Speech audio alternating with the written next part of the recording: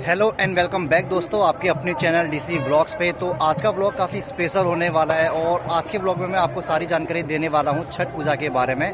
तो आप इस व्लॉग में बने रहिए ताकि छठ पूजा के बारे में आपको सारी इन्फॉर्मेशन मिल सके। तो आइए शुरू करते हैं। इस व्लॉग में आपको छठ पूजा से जुड़ी काफ़ी महत्वपूर्ण बातें जानने को मिलेंगी, जैसे कि छठ पूजा क्यों मनाई जाती है और इसकी प्रथा कब से चली आ रही है। और साथ ही साथ आपको यह भी जानने को मिलेगा कि छठ पूजा में कितने दिन होते हैं, कितने दिनों का छठ पूजा चलता है और उन सभी दिनों का क्या क्या महत्व है। तो आइए इन सभी बातों को एक एक करके विस्तार पूर्वक जानते हैं। छठ पूजा भारत के कई राज्यों में मनाया जाने वाला एक प्रसिद्ध त्यौहार है।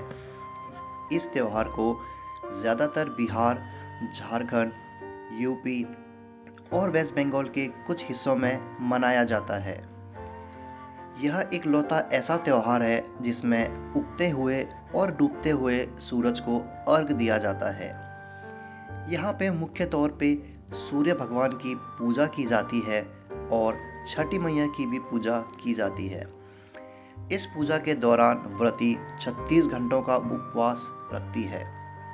यह त्यौहार कार्तिक शुक्ल पक्ष के छठी के दिन मनाया जाता है। पुराणों के अनुसार छठ पूजा की शुरुआत रामायण के दौरान हुई थी। जब रावण का वध कर प्रभु श्री राम और माता सीता वनवास से अयोध्या लौटे, तब उन्होंने इस उपवास का पालन किया था। और ऐसा भी माना गया है कि कर्ण, जो सूर्यदेव के पुत्र हैं, वह सूर्य भगवान के परम भक्त थे और वह पानी में घंटों खड़े रहकर अर्घ देते थे। पांडवों के संदर्भ में भी इसकी एक कहानी है। माना जाता है कि पांडवों के स्वास्थ्य और दीर्घ आयु के लिए द्रौपदी ने सूर्यदेव की उपासना करी थी। कहते हैं उसकी इसी श्रद्धा के कारण पांडवों को अपना राज्यपाट फिर से वापस मिला था। इस पर्व से जुड़ी एक और कहानी काफ़ी ज़्यादा प्रचलित है, जो कि है राजा प्रियव्रत और रानी मालिनी की। यह राजा और रानी निसंतान थे, जिसके कारण वह बहुत दुखी रहते थे।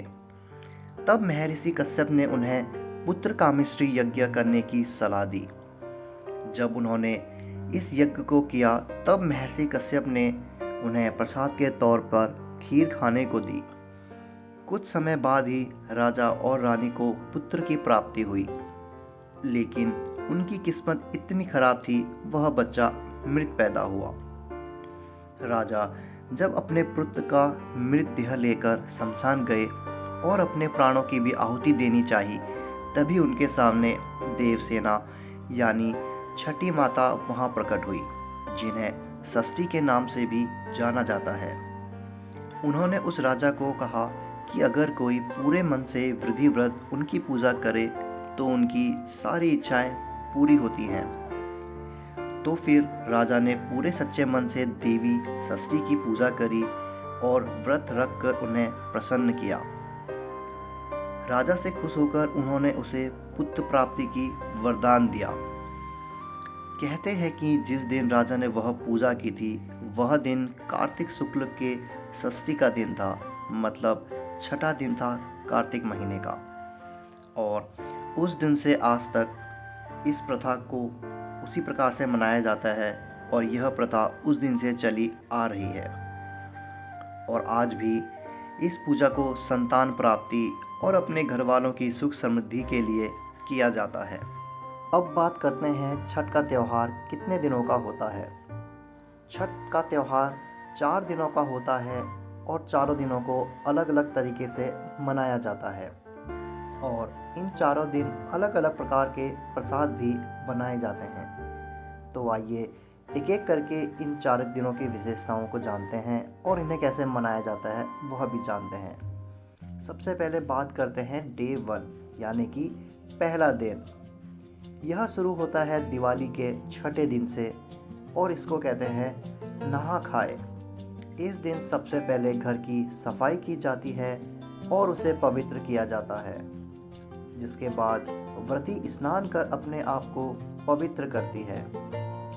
इसके बाद घर में बनाया जाता है भोग और इस भोग में बनता है लौकी, दाल, चावल, भात या राइस जिसको हम कहते हैं। और इस भोग में किसी भी प्रकार के मसाले नहीं डाले जाते हैं। इस दिन पकाए खाने को सबसे पहले व्रती को दिया जाता है और फिर घर के अन्य सदस्य भोजन ग्रहण करते हैं और इस प्रकार पहला दिन की समाप्ति हो जाती है। अब बात करते हैं डे 2 यानी कि दूसरे दिन की। इस दिन को कहते हैं खरना। इस दिन जो व्रती होती है वह पूरे दिन का उपवास रखती है, जिसमें वह ना तो कुछ खाती है और ना ही कुछ पीती है।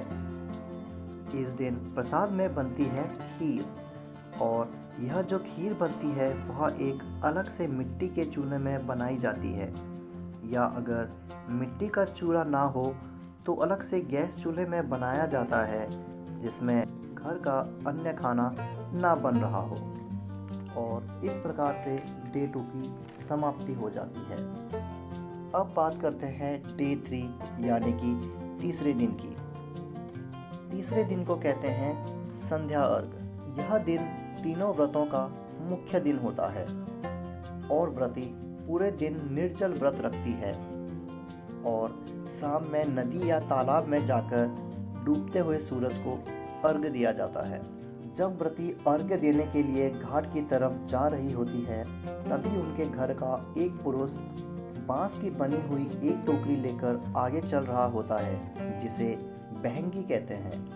बहंगी में फल, प्रसाद और पूजा की अन्य सामग्री रखी हुई होती है। इस दिन प्रसाद में बनाया जाता है ठेकुआ, जो कि खाने में मीठा होता है और काफ़ी स्वादिष्ट भी होता है। और इसी प्रकार डे 3 की समाप्ति हो जाती है। अब बात करते हैं डे 4 की। इस दिन को कहते हैं पूसा अर्घ्य। इस दिन सुबह सुबह सूर्य भगवान को गंगा जल चढ़ाया जाता है और छठी मैया को प्रसन्न करने के लिए उनके गीत गाते हैं। और अंत में व्रती प्रसाद और कच्चे दूध का शरबत पीकर व्रत को तोड़ती है और इस प्रकार छठ पूजा समाप्त हो जाती है। व्लॉग में जो आप वीडियो देख रहे हैं वह छठ पूजा के चौथे दिन की है, जिसे पूसा अर्घ्य भी कहा जाता है। और यहाँ पे सुबह सुबह सूर्य भगवान को गंगा जल चढ़ाया जाना होता है और सभी श्रद्धालु सुबह से ही यहाँ पे आना इकट्ठा कर चुके थे। और आपने ब्लॉग में देखा होगा कि रात में ही काफ़ी ज़्यादा श्रद्धालु यहाँ पे पहुँच चुके थे। यह वीडियो जो रिकॉर्ड की गई है वह नोएडा सेक्टर 62 के डी पार्क की है। आप देख सकते हैं कि यह जो पर्व मुख्य तौर पे बिहार, झारखंड या यूपी या कुछ वेस्ट बंगाल के हिस्सों में मनाया जाता है, उसके बावजूद भी किस संख्या में यहाँ पे लोग आए हुए हैं और अपने इस पर्व को पूरी आस्था और पूरी स्नेह के साथ मना रहे हैं। यही इस त्यौहार की खासियत है कि चाहे आप देश के किसी भी कोने में हों, लेकिन आपका यह पर्व आप कभी मिस नहीं करना चाहते हैं, कभी इसको छोड़ना नहीं चाहते हैं और आप किसी न किसी बहाने कोई ना कोई जगह खोज लेते हैं इस पर्व को मनाने के लिए। आखिर ऐसा करे भी क्यों ना, क्योंकि जिस पर्व को मनाने से आपकी घर की सुख समृद्धि हो या आपके घर में शांति आए, खुशियाँ आए, उस पर्व को कोई कैसे छोड़ सकता है। यह पर्व मेरा भी पहली बार का एक्सपीरियंस है, क्योंकि आज से पहले मैंने कभी छठ पूजा को अपनी आंखों से नहीं देखा था। आज मैं अपने मित्र के साथ यहाँ आया था और उसी की बदौलत मैं यह सारी जानकारी जान पाया। तहे दिल से मेरे इस दोस्त को सलाम है। यहाँ पे जो भी श्रद्धालु आपको नज़र आ रहे हैं वह सभी श्रद्धालु वेट कर रहे हैं सूर्य भगवान के उदय होने का। सूर्य भगवान जी के उदय होते ही यहाँ पे सभी लोग सूर्य भगवान जी को दूध या गंगा जल का चढ़ावा करेंगे और साथ ही साथ छठी मैया को प्रसन्न करने के लिए उनके भी गीत गाए जाएंगे।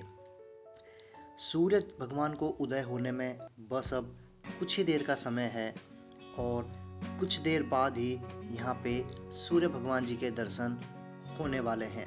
तो सभी भक्तजन पानी में उतर चुके हैं और यहाँ पे सूर्य भगवान जी का उदय हो चुका है।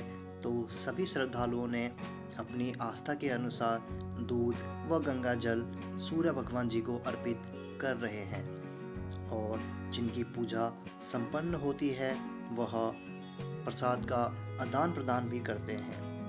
और यहाँ पे जितने भी श्रद्धालु हैं वह अपने द्वारा लाए गए प्रसाद को पंडाल में डोनेट भी करके जाते हैं, जिससे बाकी श्रद्धालुओं को भी प्रसाद खाने को मिले और प्रसाद की कमी ना हो। और यहाँ पे हमारे मित्र भी सूर्य भगवान की प्रार्थना कर रहे हैं और उनको दूध अर्पित कर रहे हैं और हमारे इन्हीं मित्र के कारण आज हमें इस पूरे पर्व के बारे में जानने को मिला। तो इनका तहे दिल से धन्यवाद है। मुझे भी यहाँ पे खड़े होके इस पूरे पर्व को महसूस करने में और इस पूरे पर्व को जानने में काफ़ी खुशी हुई। अंत में हमने भी प्रसाद को ग्रहण किया और उसके बाद हम यहाँ से जाने के लिए तैयार हो गए। तो मैं आशा करता हूँ आज मेरे द्वारा दी गई छठ पूजा के बारे में जानकारी आपको अच्छी लगी होगी।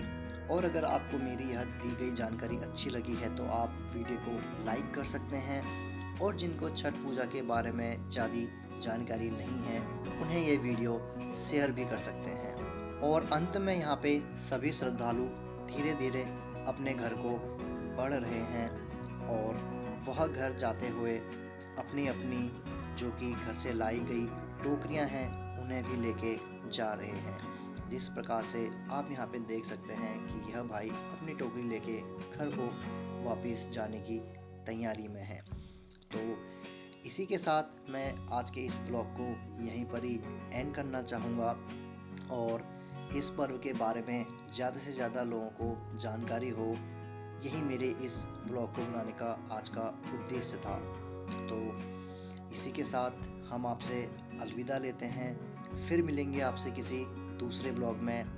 तब तक के लिए आप सभी को छठ पूजा की हार्दिक शुभकामनाएं।